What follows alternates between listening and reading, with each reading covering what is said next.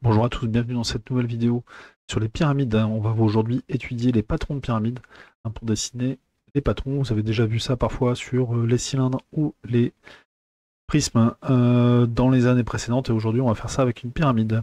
Alors évidemment il faut savoir ce que c'est qu'une pyramide. Je vous renvoie vers une vidéo de ma chaîne YouTube sur les pyramides. Et aujourd'hui on va faire une petite démonstration. Alors ici une figure sur GeoGebra en ligne. Faite par Patrick Clément. Merci Patrick Clément qui a travaillé cette figure. Donc on a bien une pyramide, voilà, une pyramide quelconque ici, on n'a pas pris une pyramide régulière. Et donc cette pyramide, elle a une base. Cette base, c'est ici un pentagone, et donc des faces latérales, 5 faces latérales et un sommet. Alors on peut évidemment déplacer ici, puisque sa figure est très bien faite à Patrick, le sommet. On peut déplacer les côtés, voilà. Et donc on peut même avoir plus de côtés si on veut. Voilà. Avec des pyramides plus ou moins régulières, ici une régulière, ici une non régulière. Voilà, si on bouge quelques points, on a ici une pyramide non régulière. Donc, le but aujourd'hui, ça va être de dessiner un patron de cette pyramide. Donc, on va voir que ce patron peut s'identifier comme ça, comme si on dépliait la pyramide, et toutes les faces latérales vont venir coller à la base. Voilà, vu dessus, ce que ça donne.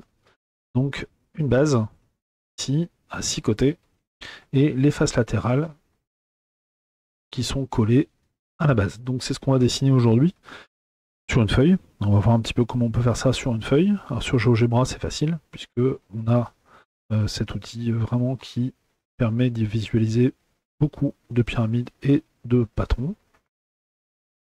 Et aujourd'hui on va travailler à partir d'une pyramide non plus simple pour cette première. Et donc cette pyramide, j'ai choisi cette pyramide ici, qui est une pyramide avec une base avec un triangle isocèle. Voilà. Avec une arête ici et le sommet qui est perpendiculaire à la base. Ici, on a le point D qui est entre guillemets aligné avec le point B verticalement. Voilà, ça va nous donner des faces latérales qui ont des triangles rectangles. Donc on a un triangle rectangle ici, un triangle rectangle ici. Et voilà, donc cette figure, si vous voulez vous amuser avec et tourner autour, elle sera en lien dans les commentaires de cette vidéo, bien sûr. Et donc on va tout de suite s'attaquer au patron de cette pyramide. Alors cette pyramide, il faut tout d'abord la dessiner en perspective cavalière. Donc je vous propose ici un dessin de perspective cavalière de cette pyramide. J'ai choisi des dimensions un peu au hasard, mais on a bien ici le codage, comme quoi la longueur AC, ici est bien égale à la longueur CB. On a bien ici les codages pour dire qu'on a un triangle isocèle. On a bien le codage pour dire que l'arête AD est perpendiculaire à la base. Donc on va avoir des triangles rectangles. D'ailleurs la face qui est face à nous ici, ABD, correspond bien à un triangle rectangle. Donc on aura des triangles rectangles dans ce patron. Alors la première chose qu'on va faire, c'est déjà réussir à dessiner ce patron à main levée. Donc ce qu'on va faire souvent, c'est qu'on commence par la base. Donc la base, on avait dit que c'était un triangle isocèle. On a A, on a B, on a C. Et donc on peut rajouter tout de suite le codage qui dit que cette base est un triangle isocèle. On peut tout de suite rajouter les informations des dimensions. Donc ce côté fait 6, l'autre fait 6, et ici, ça fait 5. Voilà, on a notre base. Moi, ce que j'aime bien aussi, les bases, c'est toujours les identifier en fluo et les colorier en fluo. Donc là, en plus, on va savoir que ça correspond à la base qui est sur le dessin en perspective cavalière. Voilà. Et donc ensuite, il va falloir dessiner les faces latérales. Alors on va commencer par la ADB qui est en face de nous, c'est plus simple. On a dit qu'il devait y avoir un triangle rectangle. Donc ce triangle rectangle, on va le coder ici. Voilà. Et donc on a le point D. On va avoir une hauteur ici, la pyramide qui est de 4 cm. Et cette longueur-ci, on ne la connaît pas, ici. Elle sera peut-être pas utile pour dessiner le patron. On verra tout à l'heure. En tout cas, on reporte un maximum d'informations que l'on connaît. Ensuite, on va aller dessiner la face ADC, celle qui est ici, et qui elle aussi est un triangle rectangle. Hein. On a un angle droit ici, voilà, dans ce coin-là. On va donc, quand on va déplier ici, partir du côté AC, essayer de faire un angle droit. Donc l'angle droit, il est au sommet A. Et donc rejoindre un peu aléatoirement, c'est un mal V, hein, pour avoir ici le point D. On sait que la longueur ici fait 4. Alors encore une fois, c'est normal, hein, puisque les points D et D ici doivent se rejoindre. On va découper le patron et former la pyramide. Il faut bien que ces points se rejoignent, donc on va pouvoir avoir la même longueur ici, AD et AD. Ensuite, on va dessiner un dernier triangle qui est le triangle DCB. DCB ici, 1, D, B. Et là, pour le coup, on ne connaît aucune de ces dimensions. La seule chose qu'on connaît qui est très importante, on va la coder sur cette figure, c'est que la longueur DC qui est ici doit être égale à la longueur CD qui est ici. De même, la longueur DB qui est ici doit être égale à la longueur DB qui est ici. C'est vraiment un principe fondamental sur les patrons, hein, sur les patrons de tous les solides. Quand on a des faces latérales comme ça, eh bien, elles doivent avoir des côtés égaux 2 par 2. Donc ici, la longueur AD doit être égale à la longueur AD. Voilà. Une fois qu'on a fait la figure à main levée, eh bien, on va pouvoir la dessiner en instrumenté. En commençant par la base.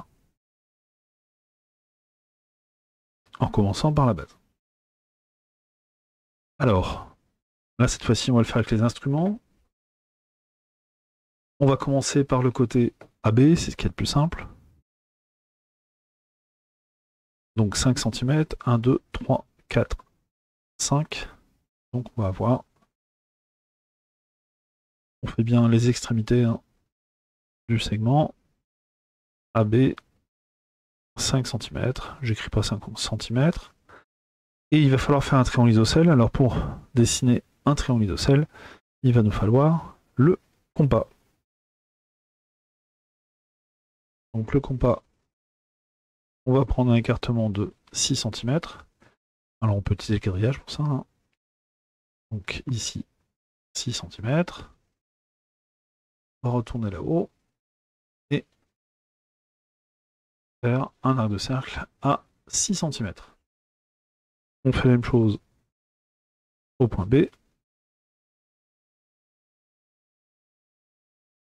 Et nos deux arcs de cercle vont avoir une intersection qui va correspondre au point C. Et on a notre base qui va apparaître A, B, C. Avec deux côtés à 6 cm. N'hésite pas à écrire 6. Et on n'hésite pas à mettre le même codage que sur la figure à main levée. Pour s'organiser et avoir dessiné la base. Si on a un petit peu de temps, évidemment, on n'hésite pas à colorier la base.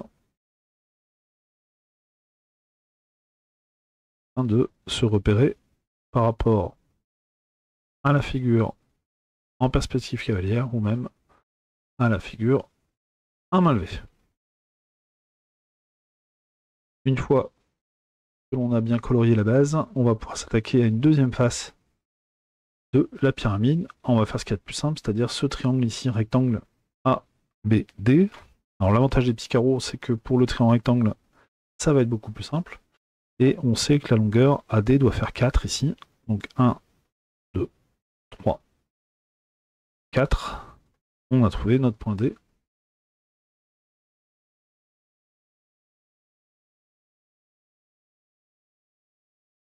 Et donc la face ADB. Donc on a trouvé ici les 4 cm. On a bien notre triangle rectangle, on le code. C'est utile pour se repérer. Voilà, on a déjà dessiné deux faces. On va continuer avec la troisième face, celle où on connaît des longueurs. Hein, on prend toujours les triangles où on connaît le plus d'informations. Donc là, on va dessiner maintenant la face ADC, toujours un triangle rectangle, toujours un angle droit. Donc ici, en A. Là, ça va être un petit peu plus compliqué parce qu'on aura besoin d'une équerre pour pouvoir dessiner l'angle droit. Alors, on va réduire un peu cette équerre, voilà.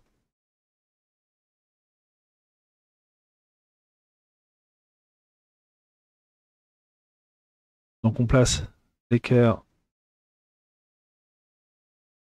avec le coin de l'équerre sur le sommet A, l'angle droit. On n'hésite pas à prendre sa règle pour ensuite placer 4 cm. Alors ce qu'on va faire nous, c'est que on va faire ça plus joliment au compas. On va prendre 4 cm au compas. Voilà.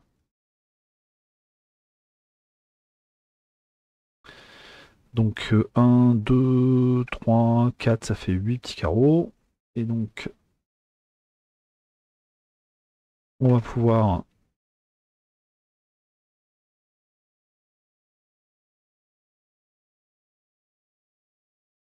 ici au compas trouver l'intersection.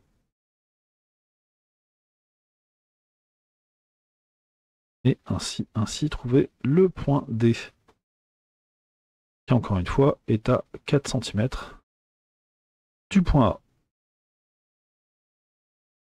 L'arête AD qui est ici doit être de la même longueur que l'arête AD qui est ici. Ce sont les mêmes arêtes, c'est la même arête.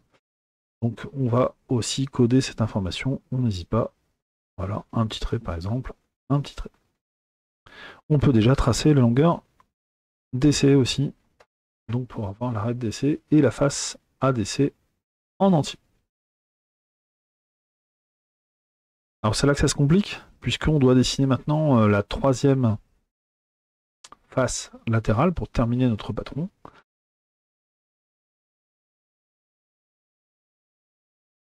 Principe de base, on doit bien avoir des faces latérales qui ont leurs côtés égaux 2 à 2.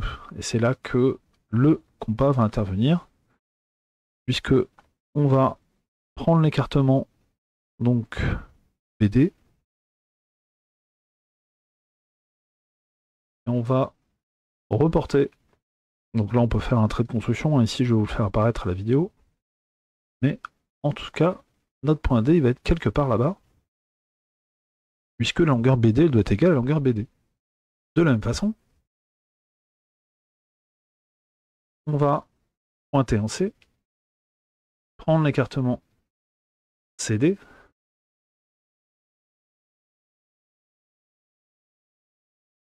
prendre l'écartement CD, et le point D, il doit se retrouver là-bas.